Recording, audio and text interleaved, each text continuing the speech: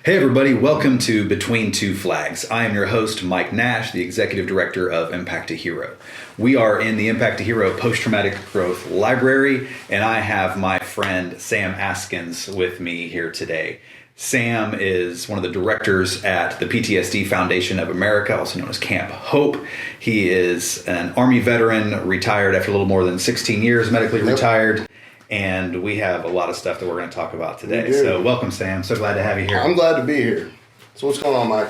You know, one of the things that I love about you the most is the way that when we first met, we butted heads. Oh, it was horrible. So, yes, I never thought we were going to be able to be friends. Right. No. And a lot of it was just we had a lot of things in common, and then the other things was definitely not it. But so whenever I first met you, I just moved to Houston, and I wanted to get involved with Camp Hope. I thought I was in a place where I was going to be able to help veterans in their transition. As most veterans do. Okay, fair enough. I mean, but I was like, how can I help give back to this community? And I didn't even know the whirlwind that was awaiting me in my transition. I think you probably saw it long before I did. But let's talk a little bit about how we met and how we got to where we are now. Okay, so just to give some context to this story, we were going on this veterans hunt, and it was down at the naval, what was it? Escondido Ranch. Escondido Ranch. Awesome place. It's about, 5,000 acres of this awesome ranch down in South Texas that the Department of the Navy owns, and I didn't even know about it. So we got invited to go down there. How long of a drive? Like 6, 7 hours? It was like 8 hours, wasn't it? It was a long time. It was a long time because you wouldn't shut up. All right, so I meet Mike, and one of the guys that worked for me at the time, he was friends with Mike, and Mike got invited to come, and so we waited to get there, and Mike's high energy, as we all know, and he's super fancy, and he shows up, and he's hey, how's it going? And you're shaking everybody's hand. I remember that, and then we get in the truck, and we're driving down there, and you just constantly talking, and I'm trying to, one, drive, two, trying to figure out why you're talking so much, right? And then to add insult to injury, I just bought this brand new F-250. It was kind of like my homage to, I finally got my sanity, I've got some financial security, and I bought this pickup truck, and Mike sticks his dirty boot right on the dash of my brand new F-250. It was a long drive. So I'm sitting there thinking, who is this guy? And, you know, after we get there and everything settles down, I look out, what was it, about 11:30? It was late. And you were sitting out there all by yourself by the fire. And, I was. And went out there and we just had a long fireside chat. And after about, 2 hours, decided that we had a lot more in common than we thought we did, and we could be friends. And that's how we met. I call those sessions campfire therapy. Yes. It is amazing the healing that can take place between two people that, or more, but between a couple of guys that have a little bit in common and are willing to be vulnerable and share their stories. And, you know, in that environment, it's amazing what can happen. And this is a testament where here, you know, we were battling a little bit and then. I think it's important to remember that sometimes when somebody says something to you, especially if you just transitioned from the military or you're going through, like at the time what you were going through, you had your own trauma, right, from combat. And then you also had home life struggles. Mm-hmm. Right, so many of which I was in denial. Right, and then you and I sitting there talking about it, and I thought that was really cool. You know, that's the first thing I really thought that you had a great quality about is when I started really digging with you. That you got pissed, and then you were like, "Hey, you know what? That's probably right. Hey, you know what? That's probably right." And you started to take this ownership of your life instead of arguing like most people. You know, especially combat vets. Oh man, I got this. You know, you're just a jerk and I don't want to talk to you and I don't even know who you really are. Why would you talk to me like that? But you were more like, maybe.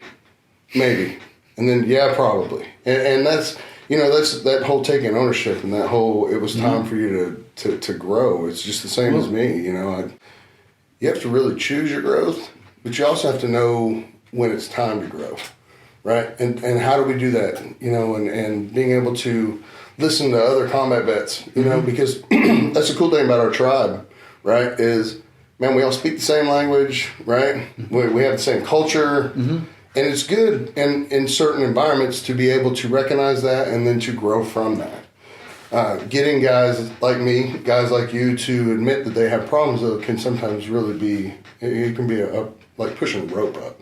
You know, the thing is we're trained in the military to be secure and make these snap judgments and these things that don't translate in the civilian world at all. So when we get out, we're still trying to be a hard charger, for lack of a different term. Mm-hmm. But the world doesn't work like that out here. Sure. You know, you talk about ego. Ego's a big thing, right? Because once we get butthurt that we're not doing as well as we thought we were going to do when we transition, we get butthurt because of our ego. But my spiritual advisor, the guy that had the most impact in my life, he used to always tell me that ego is just an acronym for etching God out of your life. Yeah.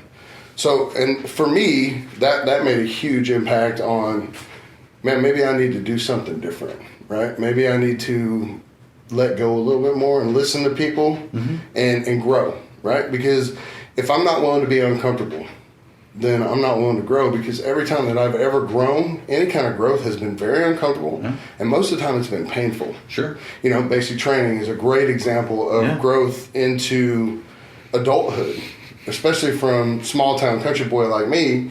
You know, I get into this emulsification of every ethnicity, every culture that's in America is all emulsified right there in basic training, right? And you're just like, oh my gosh, I don't even know what to do with this. That's the thing, but I didn't really understand that I was growing at the time. And so post-traumatic stress kind of stunted my growth. You know, combat, when I went to war and then I came home from war, you know, the guy that went to war, he died.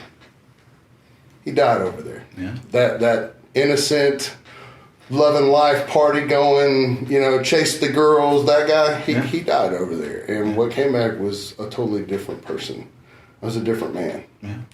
And being able to talk about that now is so much easier, you know, because I finally looked at it and said, hey, you know what, that guy did die over there. And maybe I am different. Well, tell me a little bit, if you will, or share with our audience the guy that came back. Sure. You know, let's put it in complete context in 2 minutes. All right, I grew up in a small town, Willis, Texas, all right, where football on Friday night, same thing as gospel on Sunday morning, where your mama basically ran the household. My dad went to work. It was kind of, you know, people called my life the Beaver Cleaver life. Like literally, I had friends that said, man, you're like the Beaver Cleaver family. My mom volunteered at the library, you know, church on Wednesday, church on Sunday. My dad was the scout master of So I had this safety. I believed in Jesus. I believed in my mama and apple pie. Like, I loved apple pie and I loved America. For real. Yeah. I mean, it was safe and it was comfortable. And then I go to war, and that just war belief system that I had, you know, it was shattered. You know, and when you're a kid, you don't notice the things that I noticed when I went over to Iraq. You know, the whole complete hatred of our culture, and you know, and I don't blame them for hating us, because, you know, I mean, we're over there, you know, fighting a fight, and I would probably be the same way here. However, you know, it changed my thinking, and also that whole piece of post-traumatic stress, to where you feel like you're going to die, you never know, and there's something sacred about that too, right? I've never felt so alive as I did, you know, sitting on the top of a Humvee, screaming at my soldiers to get back in the truck, not knowing if we were going to make it that day because we've been hit with a VBIED, or, you know, we got blown up roadside bombs, you know, taking small arms fire, all that. So you're hypersensitive to everything, and then you come home, but that little switch in your brain that says, hey, you're safe now, it doesn't work, right? So the first therapist that I spoke to told me about my amygdala.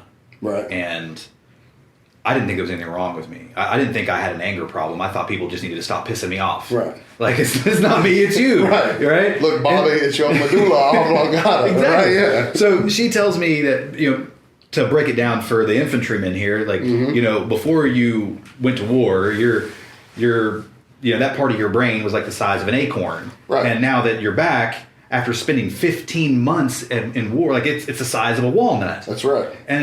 And for some reason, just that example of that my physiology had changed. it gave me permission to not an excuse Right. to be broken, because I wasn't broken. It gave me an excuse. I'm sorry, it didn't give me an excuse. It gave me some understanding about why I was behaving the way that I was. But you already mentioned earlier about the ownership that I took, Right. because I recognized that if I changed by going over there, I can change again. Right. And instead of going back to who I was before, I can become someone even better. Right. And that's what I'm trying to help Right. educate people about this post-traumatic growth. People have piece. to understand, especially in the beginning, that you have to listen to the people around you that are going to tell you those hard truths. Mm-hmm. And that was the first thing that I figured out once I had destroyed my life, for lack of better terms, was that maybe it wasn't me that saw the world as the problem, but maybe I needed to see me as the problem. What did it take for you to see the problem? Well, I got locked up. I got a few DUIs, and then I went through a divorce. It was really rough, and it was really tough on my psyche. But what it took for me was I got locked up for suspicion of DUI. I'd gotten in a fight that night. I had done some really stupid crap, mm-hmm. right? And I had like 25 charges on me. Oh my goodness! Yeah, I was in Towanda, Pennsylvania, in Bradford County, Pennsylvania. I'll never forget it. And I woke up. I blacked out drunk, and I came to, and I was chained to like the bench in the judge's office, and the judge was in his drawers. And he had his robe on, right? It was 3 a.m. They had roused You're him. not even in the jail cell. You're not in the drunk tank. I'm locked up to his bench, right? and okay. And he goes, "Son, you're in a lot of trouble." And that's all I remember him saying. And then I woke up 4 days later in jail, and they had to put me on some kind of medication for my detox off the alcohol and the Seroquel and the Klonopin and everything that I was taking at the time to keep me from dying, really, because I'd been through the DTs and I was in shock for a while. Wow. So I woke up, and after about a week in Seg, I was by myself. I noticed something. I noticed that I was sleeping like 8-9 hours a night, and I hadn't had 8 or 9 hours of sleep since I got back from Iraq. Right, you're sleeping better in jail. Sleeping better in jail. So, and I felt safer in jail. So when I realized that I felt safer in jail than I did in the real world, mm-hmm. like the free world, that's when the light bulb came on. Hey, man, you just might be as jacked up as people are telling you are. And maybe there's some truth to this. Right, okay. maybe there is. And really that was my Chronos moment where time stopped, and I had that aha moment that everybody talks about, where life just stopped, and I'm like, crap, it is me, right? And then I had to stop my parents from saving me, right? Because they really, they were going to bail me out. My bond was like $120,000. They were going to post the bond, and I just saw where this was going. It was just more enablement, right? Wow. So it takes a big man to recognize that. I'm looking at 3 to 5 in the penitentiary. I'm looking at losing my daughter. I'm looking at all these things while I'm locked up, and I'm like, man, let's just fix this. Let's just be done with it. I want to be done. I was done. You ever heard that sick and tired is sick and tired? Yeah. And that's where I was. I was in that spot where I was just done with the pain, right? Because if I didn't get help, I would just going back out into more pain, and I was done getting pain. That's interesting, because I've heard you use that phrase many times since then for other veterans that they haven't had enough pain yet to have that moment. Well, everybody has their own pain tolerance, right? Yeah. And some people's pain tolerance is really high, and unfortunately for some veterans, it's high enough that they die. Mm. And that's what we're trying to stop, right? Inductee Hero, PTSD Foundation of America, working together. What we're trying to do is to mitigate that to the point where we don't have to do that anymore, or where guys don't feel and women don't feel like that it's just hopeless. Because there's hope out there, right? So in a situation where most other people would probably find themselves hopeless, Mom, please save me, please bail me out of here. You took ownership of where you were, and then what happened? Absolutely. Okay, so, and then God happened for me. Okay. Right? Because that's another thing that I had to work on was my spiritual growth. But so it sounded like that was a big miracle happened, right? But it sounds like that was a big part of your life before the Army. Kind of. I really didn't like to go to church, if you really want me to be honest. Okay. So what something my mother drugged me to, and I loved Jesus, right? Like because that's all I knew, right? So you were a drug baby. You were like drugged to church on Sunday, drugged to church on Wednesday. But I was also a believer. Okay. I had when I joined the military, after the first 2 months of basic training where Drill Sergeant would say things that were just so offensive to my soul that it just bothered me. After a while, my heart got hard to that. Okay. And I just kind of put God in a box. Okay. Or at least I tried to. And I just, out of sight, out of mind, right? And so it was out of sight, out of mind for the next 16 years, 15 years. And so, yes, it became a big part of my recovery, my spiritual pillar, right? Because we talk about that three-legged stool and all that and getting back to where we're growing. But the first thing I had to do was to heal my soul because I had a soul wound. Mm-hmm. And what that soul wound was post-traumatic stress disorder because I got over there and I saw things that bothered my moral character. Mm-hmm. And I had all this false guilt. And I had all these things that, hey, that I didn't make a mission one day. We got blown up the day before, and I had to go back in to get my head checked because I had a concussion, right? And I didn't make the mission that day, and some of my buddies got hit. They didn't die, but they got hit, and I wasn't there. Sure. Right? So immediately I felt lost right there because, I wasn't with them. And they're my family, You're over there in combat. Those men are your family. Period. Not to take anything away from the physical wounds, but doing this work, I meet people every day in some cases that their physical wounds have been healed for a decade, right. But those moral wounds are still, pus-filled. And something to be said for the resiliency of some of those guys who are amputees, and that, man, they just get up and they go, and I talk about that with the guys at Camp Hope all the time. Is, you're sitting around and there's nothing physically wrong with you. It's all mental and spiritual, but you won't own it. But you look over here and you've got this guy that lost both legs in a car bomb attack.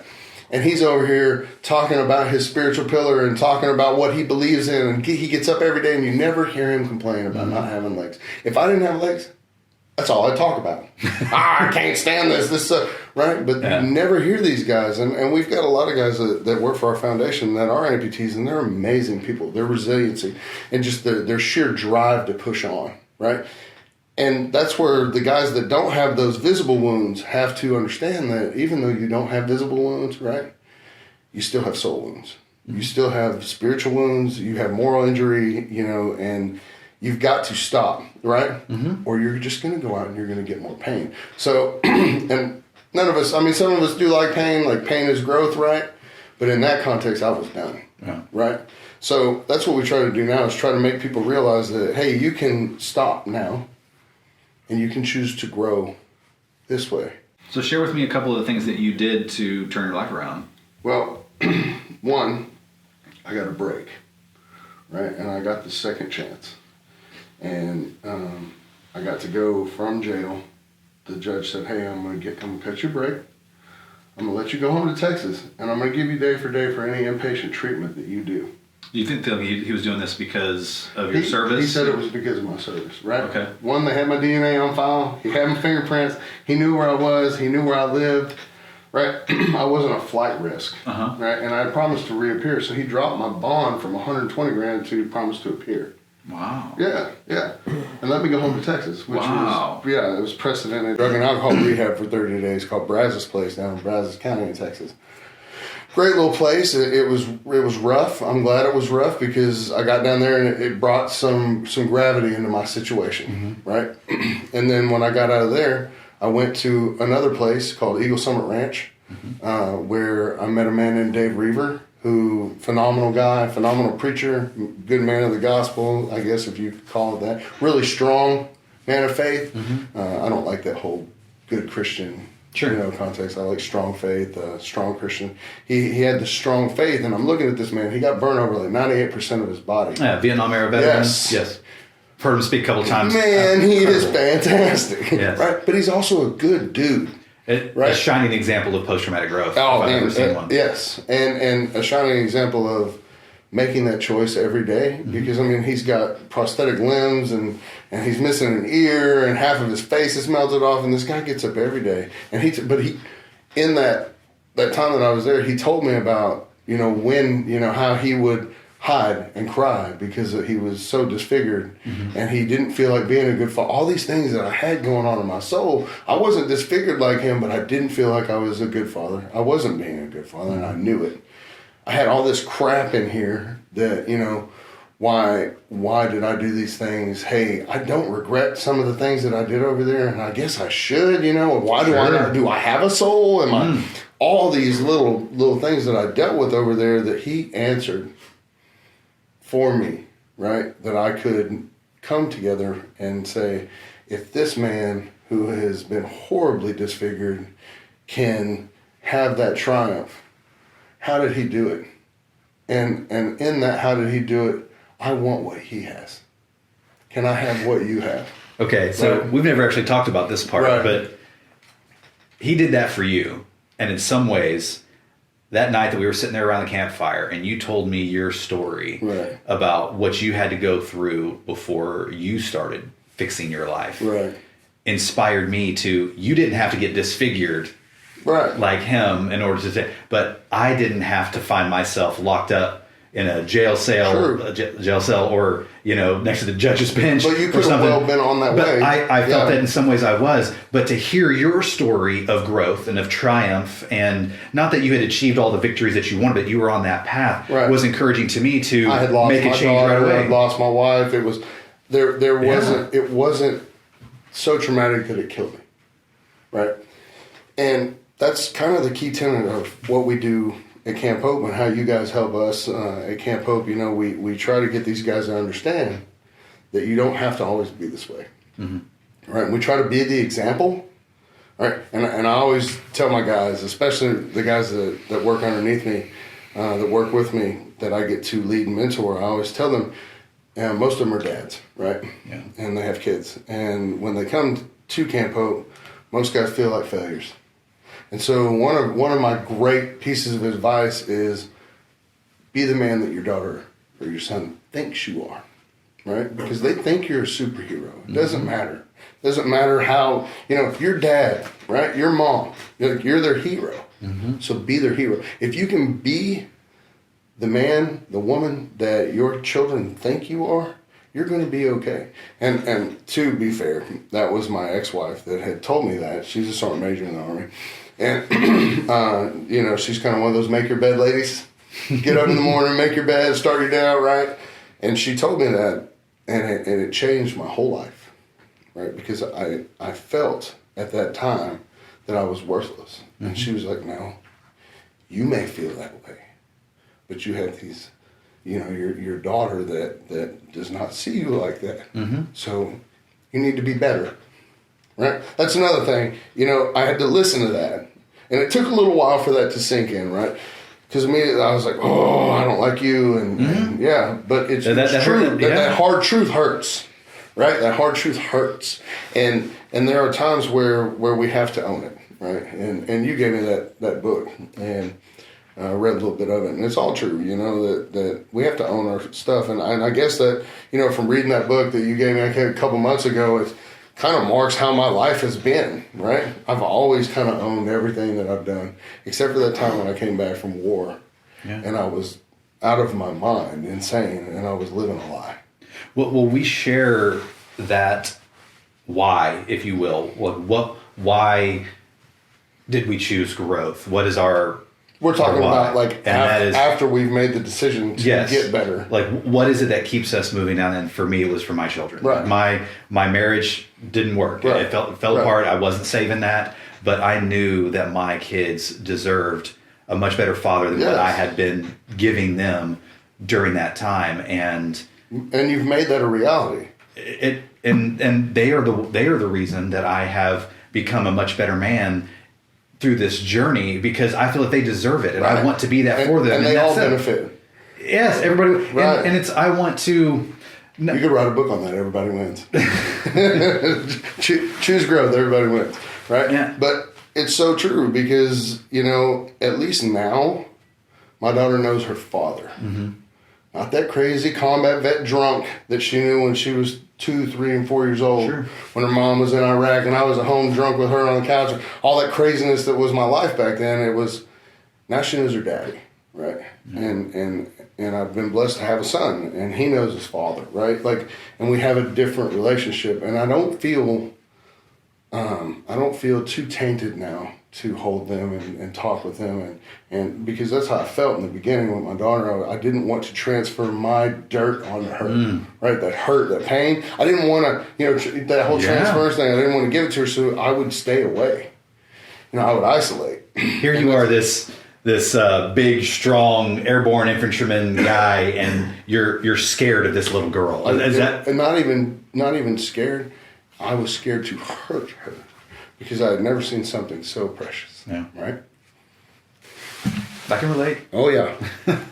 and that goes the same for my son, too. It's for me, they're not the reason that I keep going, but they're one of the major parts of my why. Mm-hmm. My why now is because when I was in jail, I fell on my knees and I told God, I said, no, I haven't been the greatest of believers, of Christians, that I haven't followed you at all, really, but I know you're there. So, and I bargained with him. I said, so if you help me, I will serve you for the rest of my life. Yeah. And I believe that he heard me, because everything lined up. 3 years after I left the court system, I spoke in Fort Hood at the Wounded Warrior Brigade. I spoke to the social workers, and this little lady that was the head social worker came over and she started talking to me. She said, son, where did you say you went to jail at? I said, Towanda, Pennsylvania. And she said, I'm from Towanda, Pennsylvania. Come on. Yeah. Now we're talking about 1,600 miles away, right? Yeah. And she's like, who's your prosecuting DA there? And I told her what his name was, and she said, son, my husband was the police chief of Towanda, Pennsylvania for 20 years. She said, that man that I told her the name is my husband's best friend. They're best friends. She said, would you like to come over for dinner tonight and talk to my husband about it? And so I went and I told him, and we had started, a support group there at Fort Hood, and it was doing awesome. And I told her husband that story, and a week later, the DA called me from Towanda, and they're like, all your charges have been dropped. Don't ever come back here. Right? Deal. Right? It's like buying a car. Right? Like, I'm all about it. But, those things, what are the odds? That I would speak to, at Fort Hood, and the lady that was running the Wounded Warrior social workers would happen to have been her husband would happen to have been best friends with my prosecuting DA in Towanda, Pennsylvania, which is northern PA.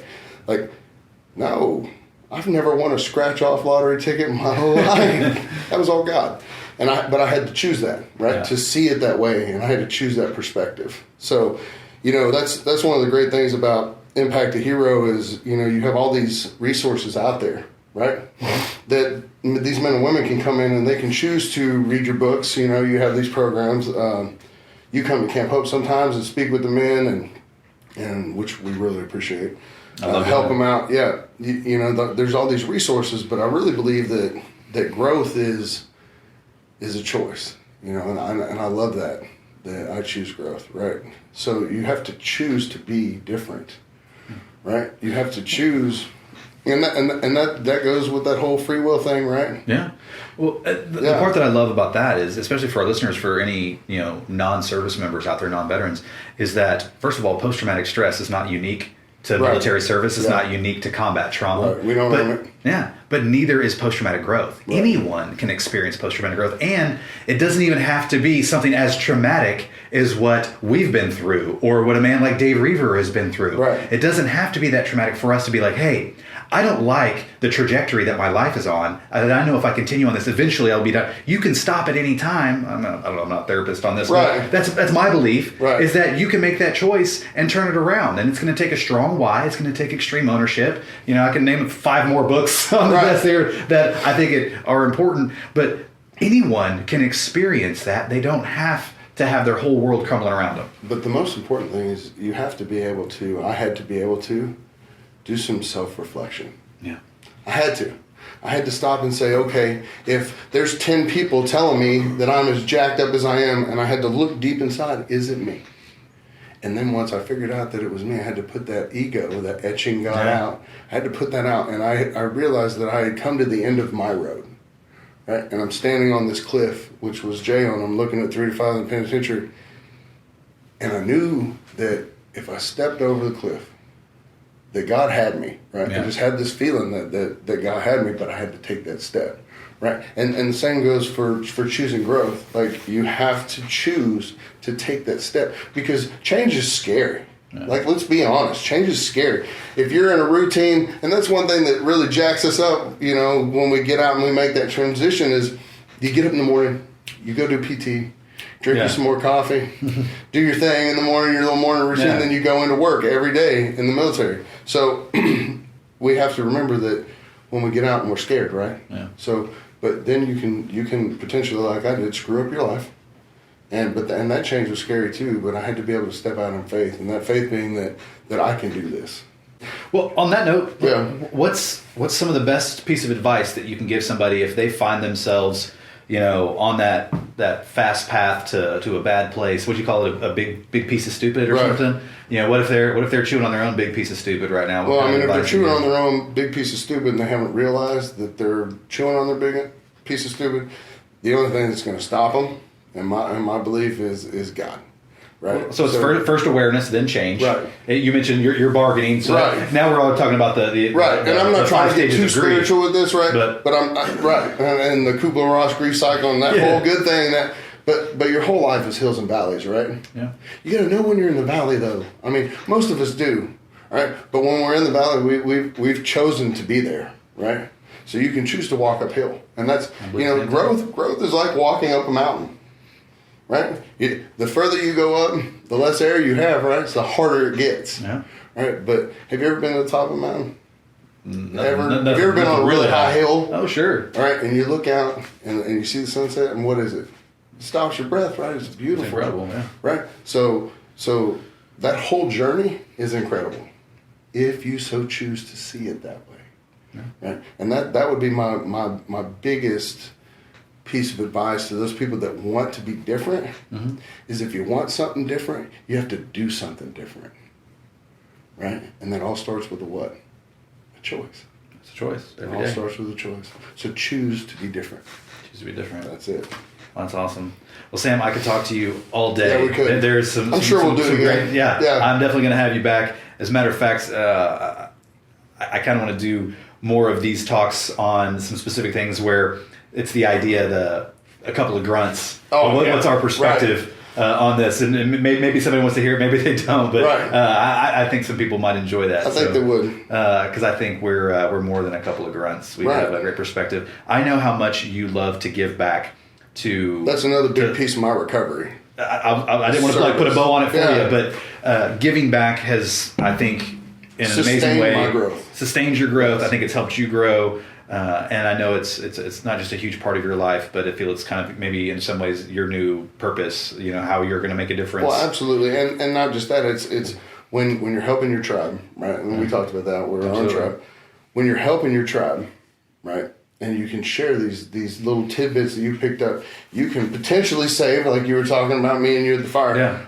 I can potentially stop people from going so far that they have to experience the pain that I experienced, right? Because nobody even knew I was in pain until I'd fallen completely apart. Sure. That's how pig-headed I was, right?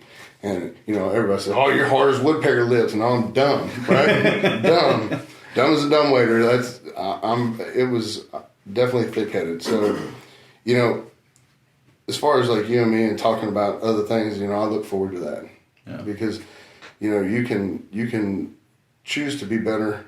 And you can also choose to, you know, model yourself after people that have chosen to be better. And I think that my service now is to be able to speak those hard truths into people's lives that they need to hear.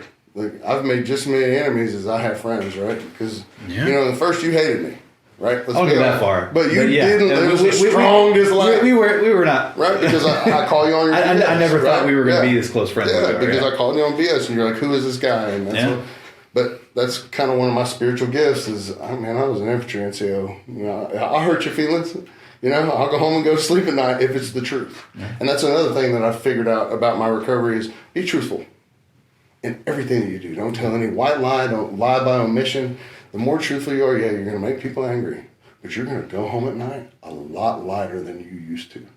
It's kind of like dumping out your rug and putting a pillow in it. going on a road march. Yeah. That's good stuff. It's cheating, kind of. And telling the truth is kind of cheating. Some of that stuff we have no reason to keep carrying.